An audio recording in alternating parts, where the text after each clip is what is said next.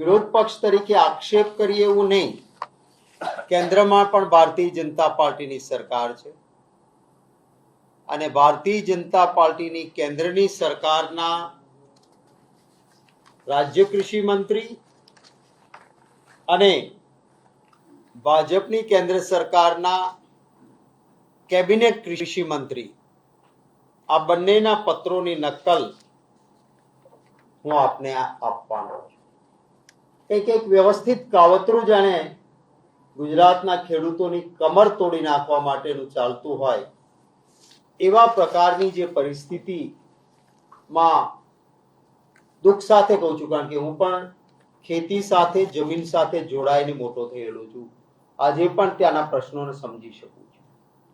આપણે કહીએ છીએ કે ખેડૂત એ જગતનો તાત છે અને એટલા જ માટે, કારણ કે હું કોઈ ઉદ્યોગોનો વિરોધી નથી, પરંતુ કોઈ પણ ઉદ્યોગપતિમાં એ તાકાત નથી કે કોઈ એવા દાણા બનાવીને આપે કે જેની રોટલી બનાવે અને આપણે ખાઈએ ને પેટનો ખાડો પૂરી શકાય. કોઈ એવું કેમિકલ બનાવે કે રડતા બાળકને બોટલમાં ભરીને આપો અને રડતું બાળક એ રડતું બંધ થાય ને બાળકનો વિકાસ થાય. આવું કેમિકલ કોઈ ઉદ્યોગપતિ નહીં બનાવી શકે. માત્ર ખેડૂત અને માલધારી એ જ પેટનો ખાડો પૂરી શકાય, માણસની ભૂખ ભાંગી શકે એ રાત દિવસ પસીનો પાડીને એ ખેડૂત જ કરી શકતો હોય છે. ગયા વર્ષે આપ સૌ જાણો છો, કમોસમી અતિશય વૃષ્ટિ થઈ, અતિવૃષ્ટિ થઈ, ખેડૂતોને પારાવાર નુકસાન ગયું. આપણા રાજ્યની જેમ દેશના અન્ય રાજ્યોમાં પણ આવો કમોસમી વરસાદ થયો હતો. મેં પાર્લામેન્ટમાં એક પ્રશ્ન પૂછેલો કે કયા રાજ્યને કેન્દ્રએ કેટલી સહાય આપી.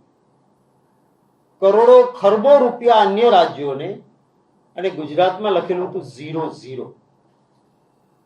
એટલે મેં એક સ્પેશિયલ નોટિસ આપી 0 વર્ષની અને પાર્લામેન્ટમાં મુદ્દો ઉઠાયો કે મારા ગુજરાતના ખેડૂતોને કમોસમી વરસાદમાં ન કલ્પી શકાય તેટલું નુકસાન થયું છે. ગુજરાતની સરકારે લિમિટેડ હેક્ટરમાં લિમિટેડ રૂપિયા આપ્યા છે. જેનું જેટલું વાવેતર એને એટલું વળતર કેન્દ્ર સરકાર કેમ ના આપે?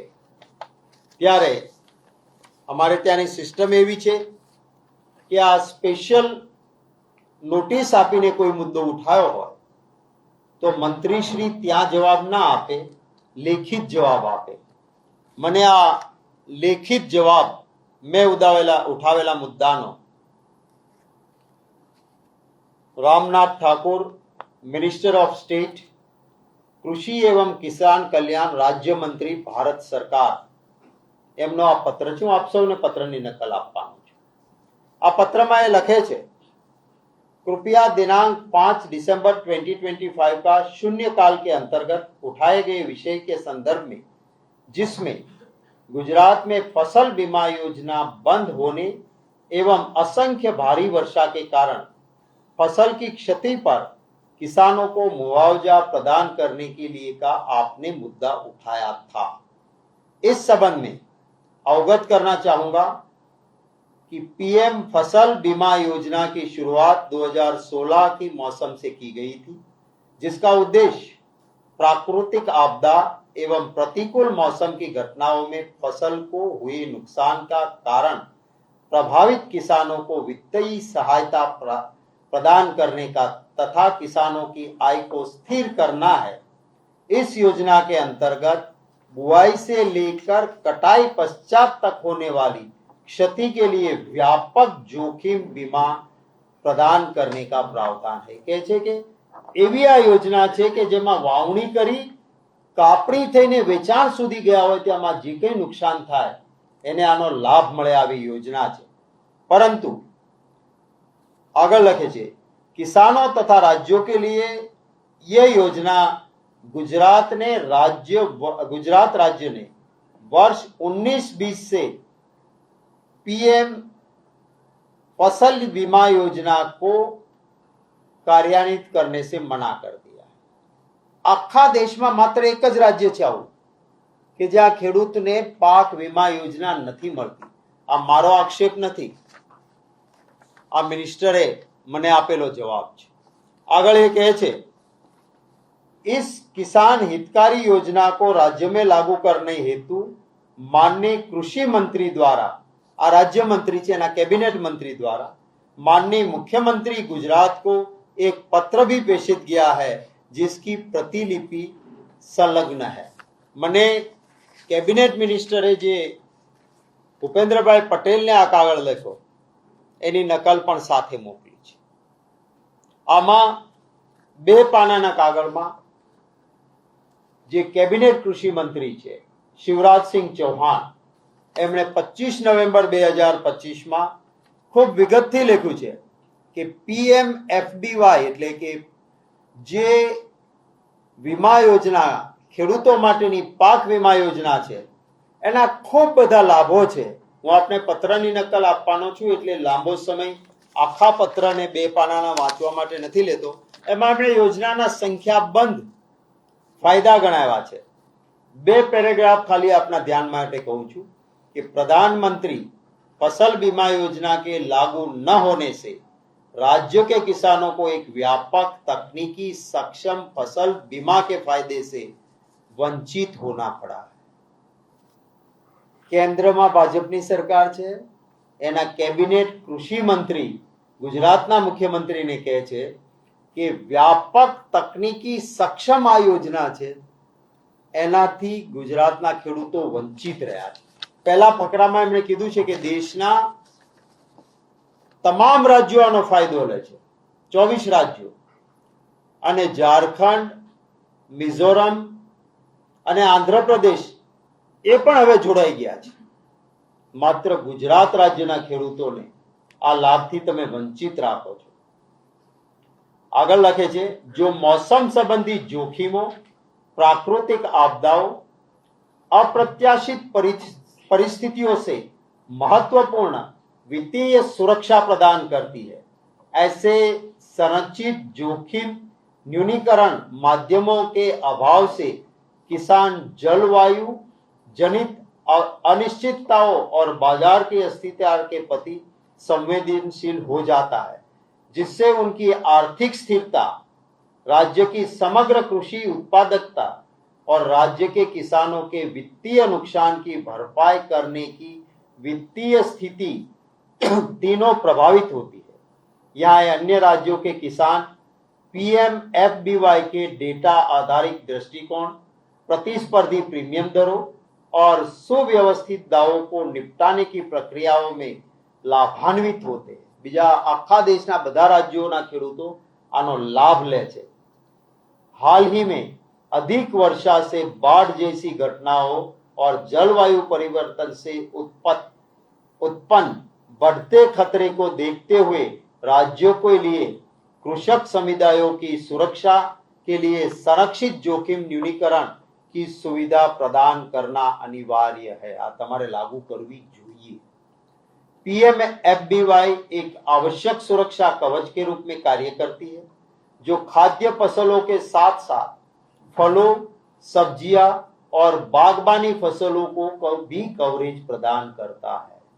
આપણે ગયા વર્ષે જોયું છે કે જે ઝાડોને નુકસાન થયું, વૃક્ષની ખેતીવાળાને એને કોઈની 1 પણ રૂપિયો ગુજરાતની સરકારે નહોતો આપ્યો. આ કહે છે કે તમને ફળ, ફૂલ, વૃક્ષની ખેતી આ બધામાં પણ આ વીમા યોજનાથી આખો દેશ લાભ લે છે. અને આખિરમાં એ કહે છે કે मैं अनुरोध करता हूं कि आप इसको जल्द से जल्द लागू करो. આ પત્ર એમણે 25 નવેમ્બર 2025ના શિવરાજસિંહ ચૌહાણે ભૂપેન્દ્રભાઈ પટેલને લખ્યો છે. અને આગળ કહ્યું છે કે તમને વારંવાર આની વિનંતી કરી છે, પણ તમારા તરફથી કોઈ જવાબ ગુજરાત સરકાર તરફથી સકારાત્મક મળતો નથી. મારો સવાલ ગુજરાતના ખેડૂતોના હિતમાં કે જો આ વીમા યોજના લાગુ હોત તો ગયા વર્ષે ગુજરાતના ખેડૂતોને અરબો ખરબોનું નુકસાન થયું, જેનું જેટલું નુકસાન એને એટલું વળતર મળી શક્યું હોત. અહીંયા આ યોજના નહીં હોવાના કારણે આખા દેશમાં લાભ મળ્યો. ગુજરાતના ખેડૂતોને શું કીધું? 2 હેક્ટરમાં મર્યાદિત રકમ, અને એમાં આપણે નથી ઘણી વખત માલ લેતા હોય લખ્યું હોય TNC અપ્લાય, નાના અક્ષરે લખ્યું હોય ટર્મ્સ એન્ડ કન્ડિશન. એમ ખેડૂતોને TNC એવી ભાજપે લગાડી હતી કે બહુ ઓછા ખેડૂતોને એનો લાભ મળ્યો. ને એ પણ કેટલા પૈસા હતા કે બિયારણમાં જેટલો વાવેતર વખતે ખર્ચ કર્યો હોય એનો પણ પૂરો ન થાય. ત્યારે કેટલીક માંગણીઓ મેં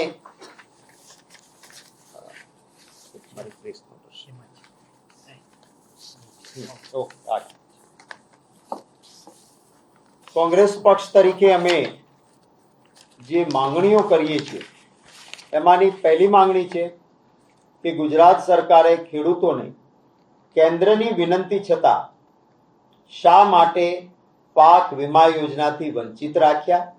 આનો જવાબ આપે. ખેડૂતોની માફી માંગે કે આખા દેશના ખેડૂતોને આ લાભ મળતો હતો, ગુજરાતના ખેડૂતોને ગયા વખતે આ લાભ હોત તો લિમિટેડ રકમ નહીં, જેનું જેટલું નુકસાન એને એટલું વળતર એ મળી શક્યું હોત. અને આ કેન્દ્રીય મંત્રીના કહેવા પ્રમાણે ગુજરાત સરકારના પાપે ગુજરાતના જ ખેડૂતો લાભથી વંચિત રહ્યા છે. તો હવે ગુજરાત સરકાર ગયા વર્ષે જેનું જેટલું નુકસાન થયું હતું પેલી મર્યાદિત રકમ નહીં, પૂરેપૂરું વળતર આપે. બીજી અમારી માંગણી છે કે હવે જ્યારે વરસાદ ખેંચાયો છે, આપણું ચોમાસું ગુજરાતનું 15 જૂનથી શરૂ થાય. આપણે આજે 30 જૂન છે અને 30 જૂન સુધી ક્યાંય વરસાદ યોગ્ય થયો નથી. સૌરાષ્ટ્રમાં જેની પાસે થોડું ઘણું પાણી હોય એ ટિપિકલ એના માટે વર્ડ છે ઓરવીને વાવણી કરે, એટલે કે કુવામાંથી કે બોરમાંથી પાણી ફેરવી અને એ પાણીથી વાવણી કરી રાખે કે વરસાદ આવશે ત્યારે એનો પાક વહેલો ઊભો થઈ જાય. આવી વાવણી કરનારા લોકોનો પાક સંપૂર્ણ નિષ્ફળ જવાનો, કારણ કે ચોમાસું ખેંચાયું ને હવે કુવા કે બોરમાં પાણી ખૂટવાના. એટલે જ્યાં વરસાદ ખેંચાયો છે આ વખતે, અને અલ નીનોની આપ જુઓ છે કે બધી જ છાપાઓમાં ફોરકાસ્ટ આવે છે કે અલ નીનોની અસરના કારણે ખેડૂતોને નુકસાન જવાની શક્યતા છે. માટે કેન્દ્રની પાક વીમા યોજના PMFBY તાત્કાલિક ગુજરાતમાં લાગુ કરવામાં આવે, જેથી ગયા વર્ષે એના આગળના વર્ષે તો ખેડૂતોએ નુકસાન ભોગ્યું, આ વખતે ખેડૂતોને નુકસાન ન થાય. ત્રીજી માંગણી છે કે દેશના તમામ રાજ્યોએ આ યોજના નીચે ખેડૂતોને અઢળક લાભ આપ્યો છે, ત્યારે ગુજરાતના ખેડૂતો 2019-20 થી શા માટે વંચિત રખાયા?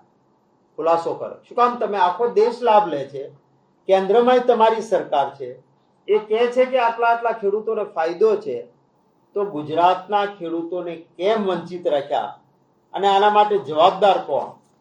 એનો જવાબ આપે. કેન્દ્રીય કૃષિ મંત્રીશ્રીએ ગુજરાતના મુખ્યમંત્રીને 25/11/2025 નો જે પત્ર લખ્યો છે, જેની નકલ હું આપને આપવાનો છું, તેમાં યોજનાના અનેક લાભ ખેડૂતો માટે દર્શાવ્યા છે. તેમ છતાં ગુજરાતે આ યોજના કેમ લાગુ ન કરી? શું કેન્દ્રીય મંત્રી કે કેન્દ્ર સરકાર આ જુઠ્ઠી છે કે આ લાભદાયી યોજના નથી? નક્કી કરો, કાં કહી દે કે કેન્દ્રની ભાજપની સરકારના કૃષિ મંત્રી કહે છે કે આ લાભદાયી યોજના છે, એ જુઠ્ઠા છે, એટલે અમે ગુજરાતમાં લાગુ નથી કરી. અને જો લાભદાયી ખોટા ન હોય તો તમે શું કામ લાગુ નથી કરી? એનો જવાબ સરકાર ખુલાસો કરે એવી મારી માંગણી છે.